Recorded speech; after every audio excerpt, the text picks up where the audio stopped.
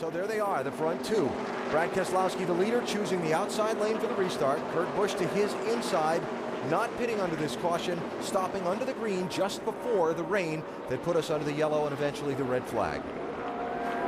After a 1 hour and 40-minute rain delay.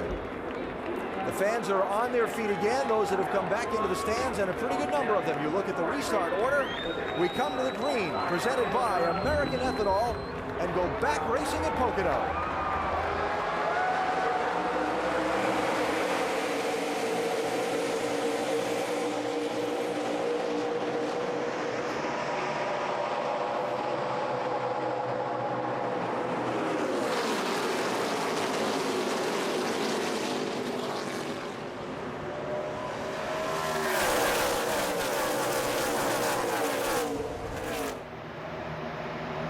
Jeff Burton losing some spots in turn one and going to lose some more as they come to the second corner. Lead change, Kurt Busch out in front. Logano 20 inside of Keselowski for second.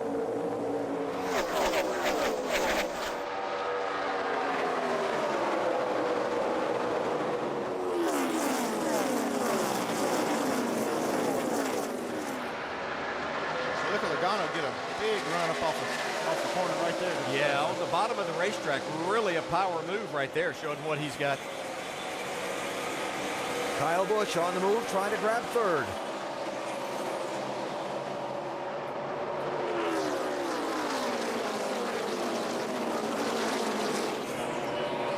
Gordon up to seventh spot, trying to find a way around Joey Logano for sixth. Jeff started the race back in 31st place. After slipping off turn two, bouncing off the wall in qualifying, the team having to make repairs overnight from about the 2 on that right side door all the way back to the end of the car. And heating up now for the lead. Kyle Busch. Think Kirk will give it to him? No, they might be brothers, but there's not much give and take between these two. They're just racers and competitors, and that's just somebody else who's in their way trying to take their spot as far as they're concerned. Well, we won the Pocono 400. Whoa. It's not like he's not trying.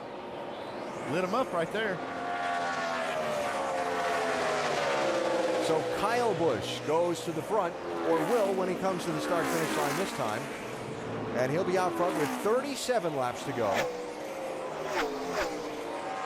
Still another round of pit stops. I tell you, there's another car running really good this run, and that's Brad Keselowski in that 2 car.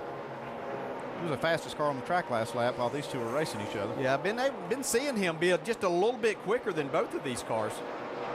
Well, there'd be nothing better for him for all of the whole week that he's had, but to help himself in this wild card situation to get a second victory would be huge. Chad wants to wave that magic wand, huh? That's like a horseshoe. Or maybe found that horseshoe. Talk about got his third gear back. That means he's going to be a little quicker. I think the teams, like you said, learned a lot about that, and the drivers too. I think the drivers have been conservative with it and when they use it, and use it when they need it. Right now is when they need it. So tell me if you think I'm far off base, but if you were feeling a vibration that you thought was in the transmission and you made a pit stop and went back out, how would it fix itself? Or is it a vibration that might have gone away with a tire change? That's probably what it was more than anything. You know, Jimmy probably felt the vibration, said, okay, I'm not messing with that transmission. That might be where my problem's at. I'm not going to mess with it. And then he makes a pit stop, and all of a sudden the vibration's gone and goes, huh, okay, let's try third. Yeah, and that's trouble right here. Montoya and the 4 car of Casey Kane getting together. And the caution flag is out. Trying to tell you you're outside, but we're talking.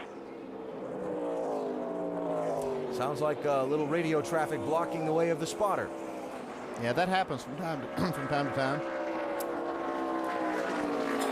So this is the 5th caution of the race. It's out with 21 laps to go. Hold Montoya. down, guys. Come on in here. We're going to go on the right side and work on the right front fender. That's the 2 spotters talking it over.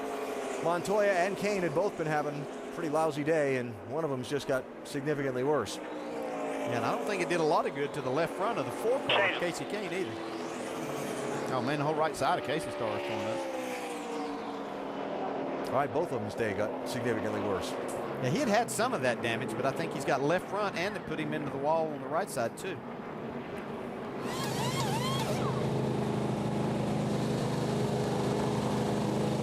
Don't worry about the fender. Let's go. Get the tire on. Get the tire on. Let's go. Let's go. Let's go. Get the tire on. Let's go. Trying to beat the pace car. All right, let's go. Let's go. Let's go. Let's go. 4,700. 4,700. 47. 47. Don't speed to save it. I don't know if we.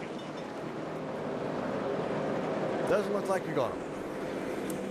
Rule in NASCAR is you cannot speed on pit road to try and save a lap. If you do, they'll take that lap back from you anyway. But I think because that we're watching the replay here, you see Casey King was up on the outside. Obviously, Montoya had no idea that he was there. But I believe because Casey King was pitted down there, and once Kyle Busch gets to the start-finish line, then Casey King should be able to go back out in front of him. Pace car's off. Green flag in the air. Kyle Busch chooses the inside lane. Look at this. Down to the inside, 3 wide. Here comes Johnson.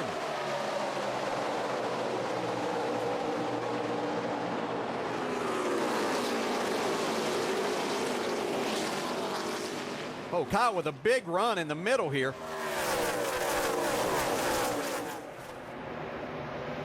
Keselowski to the lead. Johnson and Kyle Busch and Kurt Busch And racing. they're like 5 wide behind them. Hold your breath. Oh, man, it's not going to work out good if they don't sort it out. They do, somehow. For the time being, anyway.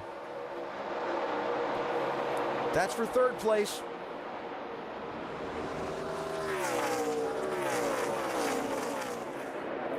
So Brad Keselowski, battered feet and all, is the leader with 15 laps to go. Can he manage to put some distance on Kyle Busch and hold on to the lead to score what would be an incredible win? There it is. Now can Brad pull him off turn 3 again? Well, that's a big key. You see Kyle lose the front end of his car just a little bit there on the exit. Beat him pretty good, too. 5 more laps. Good exit. That was 5 a to go great to the line. exit. 5. You got him, babe. And see, that's what Kyle's got to do. He just got to keep working those other 2 corners till he can get right up on the bumper. And if he can get right to him getting 3, he might not be able to beat him as much. See if he can pick up any ground off of 1 here. Like he did Looks last like time. he's losing some there. Yeah, right there. He might have overheated that right front. But Jimmy's still dogging Kurt. He's running out of laps to try and find a way to make that work, too.